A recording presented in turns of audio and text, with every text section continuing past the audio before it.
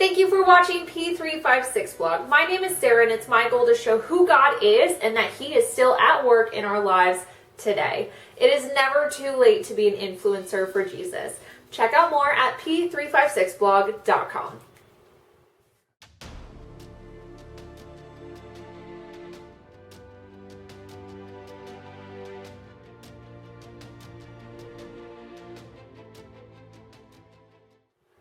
This week, I am very excited to go over Proverbs chapter 6.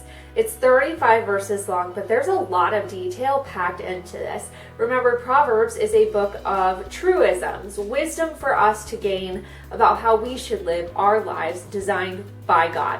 So we're going to jump right in to some warnings that Proverbs chapter 6 gives us. My son, if you have put up security for your neighbor, have given your pledge for a stranger, if you are snared in the words of your mouth, caught in the words of your mouth, then do this, my son, and save yourself, for you have come into the hand of your neighbor. Go, hasten, and plead urgently with your neighbor. Give your eyes no sleep and your eyelids no slumber. Save yourself like a gazelle from the hand of the hunter, like a bird from the hand of the fowler. Go to the ant, O sluggard, consider her ways and be wise. Without having any chief, officer, or ruler, she prepares her bread in summer and gathers her food in harvest. How long will you lie there, O sluggard? When will you arise from your sleep? A little sleep, a little slumber, a little folding of the hands to rest, and poverty will come upon you like a robber, and want like an armed man. A worthless person, a wicked man, goes about with crooked speech, winks with his eyes, signals with his feet, points with his finger, with perverted heart devises evil, continually sowing discord. Therefore calamity will come upon him suddenly, in a moment he will be broken beyond healing. There are 6 things that the Lord hates, 7 that are an abomination to him: haughty eyes, a lying tongue, and hands that shed innocent blood, a heart that devises wicked plans, feet that make haste to run to evil, and a false witness who breathes out lies, and one who sows discord among brothers. My son, keep your father's commandment and forsake not your mother's teaching. Bind them on your heart always, tie them around your neck. When you walk, they will lead you. When you lie down, they will watch over you. And when you awake, they will talk with you. For the commandment is a lamp, and the teaching a light, and the reproofs of discipline are the way of life, to preserve you from the evil woman, from the smooth tongue of the adulteress.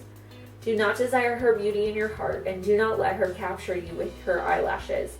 For the price of a prostitute is only a loaf of bread, but a married woman hunts down a precious life. Can a man carry fire next to his chest and his clothes not be burned? Or can one walk on hot coals and his feet not be scorched? So is he who goes into his neighbor's wife. None who touches her will go unpunished. People do not despise a thief if he steals to satisfy his appetite when he is hungry. But if he is caught, he will pay 7-fold. He will give all the goods of his house. He who commits adultery lacks sense. He who does it destroys himself. He will get wounds and dishonor, and his disgrace will not be wiped away. For jealousy makes a man furious, and he will not spare when he takes revenge. He will accept no compensation. He will refuse though you multiply gifts. There's a lot to unpack here in chapter 6. Quite a bit of little wisdom nuggets, as I like to call them, little things that we should point out that may help us to live better. One of the things I like to point out are in verses 6 through 8. Talks about going to the ant, O sluggard, consider her ways and be wise. Without having any chief, officer, or ruler, she prepares her bread in the summer and gathers her food in the harvest. These verses describe an ant who has no boss, no one telling them what to do, but she still gets to work. That's an important thing for us as human beings, to do something, not just staying home and being lazy, but getting to work and doing something, fulfilling a purpose in our lives.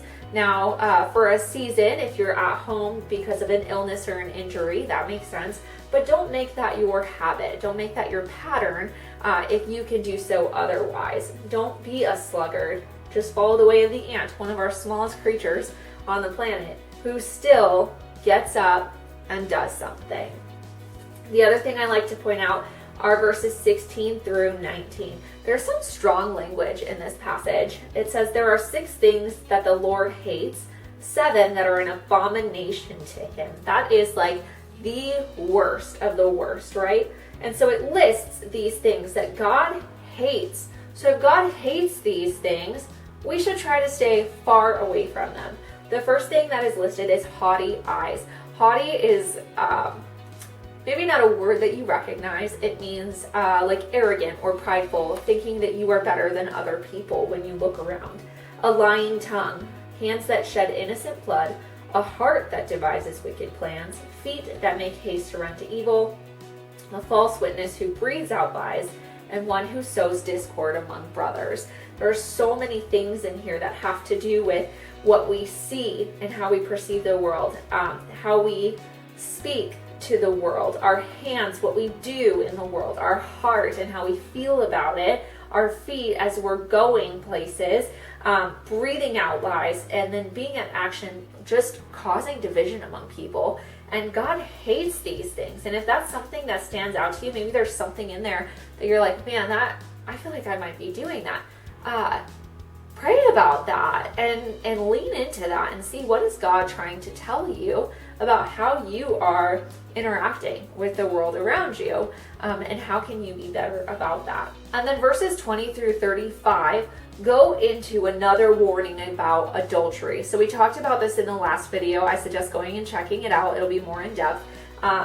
But this is definitely something that I see present in our society today as well, that people are very apt to just being with anybody and everybody and not having a commitment to someone, and especially in the commitment of marriage, staying with that person only.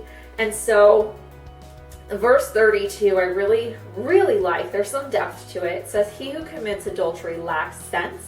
He who does it destroys himself. So not only is it not wise to commit adultery, but you're going to destroy yourself as you do it.